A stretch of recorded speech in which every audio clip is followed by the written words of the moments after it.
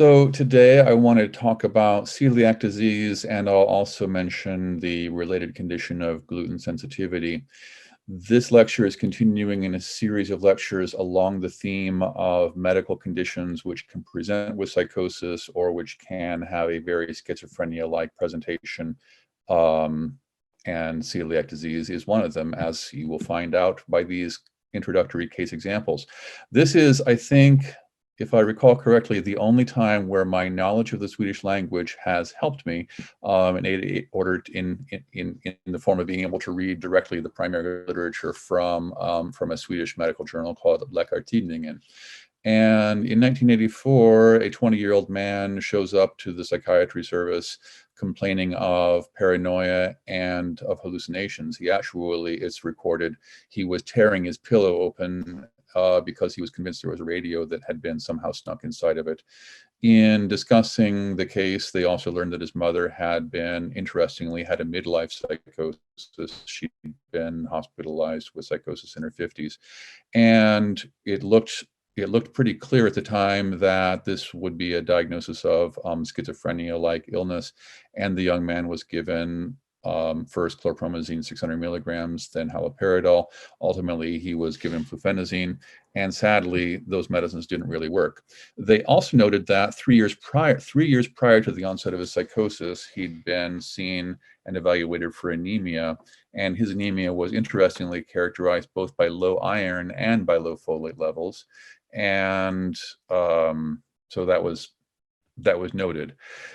2 months into treatment, which was largely unsuccessful with antipsychotic medications, the anemia was again recognized, and this time worked up with more signs of malnourishment, which ultimately led to antibody tests, which led to suspicion of celiac disease, and in fact, biopsy confirmed that. So with a diagnosis of celiac disease, he was given gluten-free diet, and as they wrote, 2 months of medications had done almost nothing, but within 3 weeks of gluten-free diet, he was psychosis-free and remained in remission as long as he was on gluten-free diet.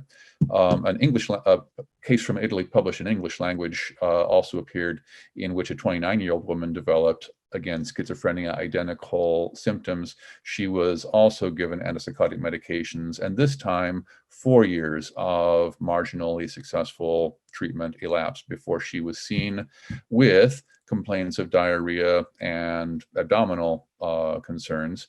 And this is a mixture of findings in one slide.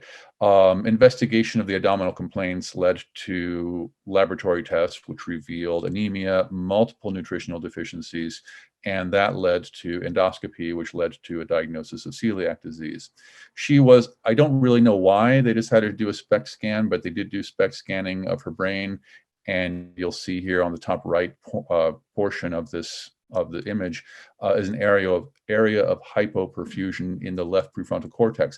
This is actually very interesting because a left prefrontal hypoperfusion is a quote-unquote classic finding in schizophrenia. So by imaging and by clinical symptoms, schizophrenia seemed like a valid diagnosis. However, once it was discovered that she had celiac disease, she was put on gluten-free diet and had a resolution of symptoms beginning to resolve within days. And as in the Swedish case, remission was maintained as long as she was on the gluten-free diet. And interestingly, they did a follow-up SPECT scan, and that perfusion abnormality had abated. So it's a thing. Just to review, celiac disease is an immune disorder in which the body has antibodies both against external proteins in the form of gluten from wheat and other grains, as well as in celiac disease, the body can make antibodies against some of its own tissues, specifically intestinal enzymes, the intestinal enzyme known as tissue transglutaminase. Clinical signs are, as alluded to in the case presentations, abdominal complaints, including diarrhea or vomiting, bloating, weight loss, fatigue, and a host of other sorts of things. So celiac disease, autoimmune disorder, antibodies with destruction of small intestinal tissue. There can be a variation of there can be I guess we'll call it a related condition. Whether it's a variation of celiac disease is debatable, but there's a related condition that goes by the name sometimes of gluten sensitivity. In this case, we oftentimes see antibodies against the gluten, but not against the intestinal proteins. So you can have clinical symptoms related to gluten exposure or clinical improvement when gluten is taken away that occur in the absence of discernible intestinal pathology. So that's a related condition. Going back to celiac disease, it is complicated presentation, which can involve many systems other than just the intestinal ones.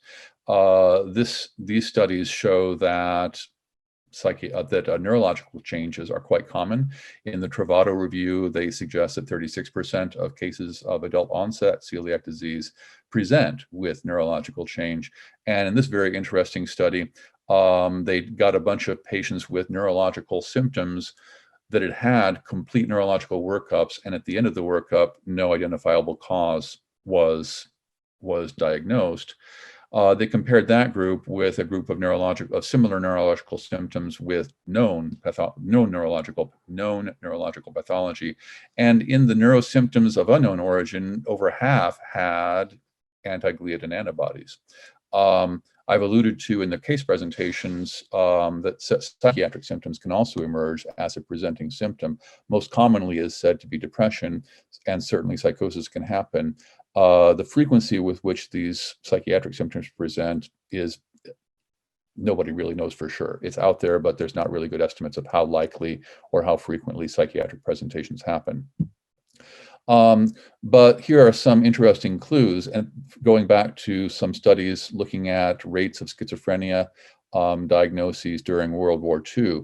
In World War II, interestingly, some countries had a massive reduction of wheat and grain consumptions. Other countries actually had increases of wheat and grain consumption. And Dohan and colleagues found out that rates of schizophrenia paralleled the availability of wheat in the diet.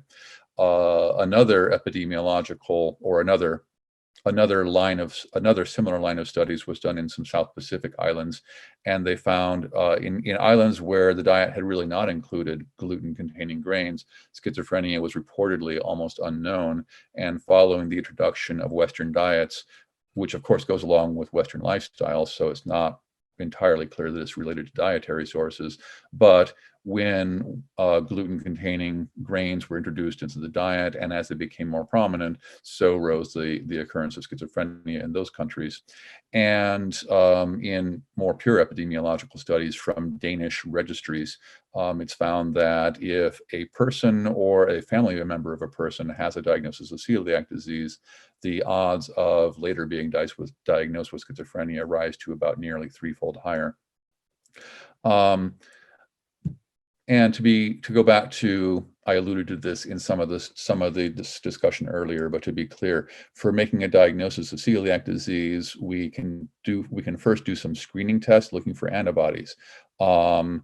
There are antibodies against gliadin, which is a peptide that comes out of gluten. So you can look for gliadin antibodies, which mean that the body is recognizing a foreign protein and making antibodies against it. We can also look for antibodies against that enzyme from the intestine called tissue transglutaminase. And tissue transglutaminase is a high sensitivity marker for formal celiac disease. Usually it goes along with the finding of intestinal damage.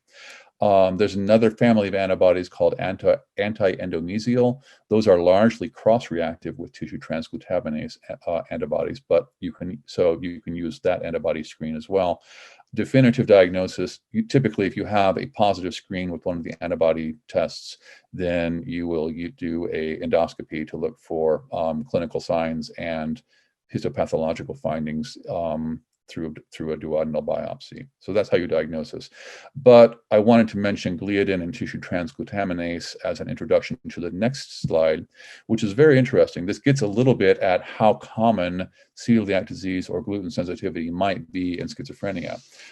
You probably heard of the CATIE study. The CATIE study enrolled a large group of people with fairly well characterized schizophrenia. It had many spin-offs.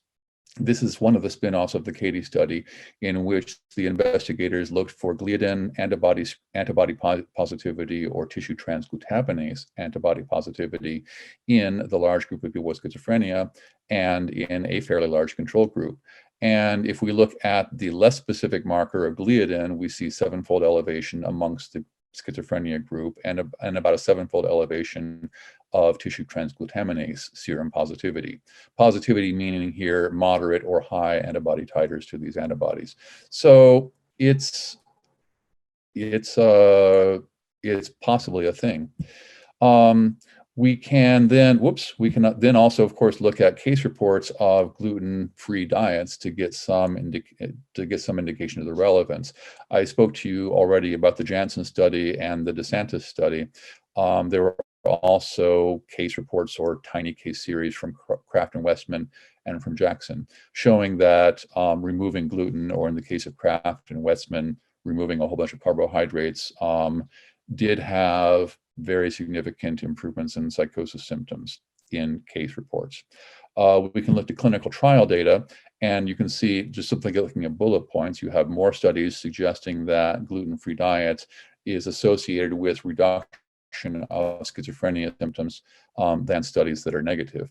And these are the citations for those studies that I mentioned in the previous slide. So to summarize then, it's clear that some people with schizophrenia-like psychosis absolutely will have celiac disease, and that in these cases, the psychosis or the persistent psychosis is a lead symptom for what will later turn out to be an intestinal disease. But we don't really have an idea of how common or how rare this is. There are only 2 case reports suggesting it might be very rare, but then we have the finding that amongst the Katie trial participants, there was a 7-fold elevation of tissue transglutaminase positivity, which suggests that it might be much higher, and we're just not looking for it. But bottom line, it exists, but we don't really have a clear idea of how important or how common it is. Raises the question as to whether we should be screening for celiac disease at the outset of a medical workup for somebody with psychosis, or whether we should certainly include this as part of a workup if patients are not responding to antipsychotic drugs. And an argument for doing this is the test is relatively cheap. I priced it this morning, and with one of the major national laboratories, the cash asking price is $70. Insurance, of course, gets a discount, so it's not an expensive test. And if we look for the less stringent marker of gluten sensitivity, so that a marker of gluten sensitivity rather than celiac disease, we also see that test is relatively cheap at about $90, which gets you both IgA and IgG. And we would do this because we want to give the right diagnosis, we want to find the right treatment, and maybe restricting or eliminating gluten from the diet is going to be helpful. Certainly, we have some data that says that some portion of people with schizophrenia-like illness do get better when gluten is removed from their diet, but like in the previous, like I said earlier, we have yet to work out exactly how big that proportion of patients is. We also have to work out whether the gluten diet is specifically going to benefit people that have gluten sensitivity or celiac sensitivity, or whether this may be a more generalizable benefit, which I guess is a way of saying that we don't know if the reported benefits from gluten-free diets are specifically related to the gluten being absent, or whether there are some other coincident dietary modifications or lifestyle factors which are producing the clinical benefits. But altogether, very, I think, underappreciated piece of knowledge, which is potentially very impactful. And as many of these things that I've talked about lately, professional organizations like American Psychiatric Association are largely silent on whether we should include screening for something like celiac disease as a basic laboratory test. But I would suggest with relatively cheap and sensitive antibody tests available, I don't see how it hurts to know that knowledge at the beginning.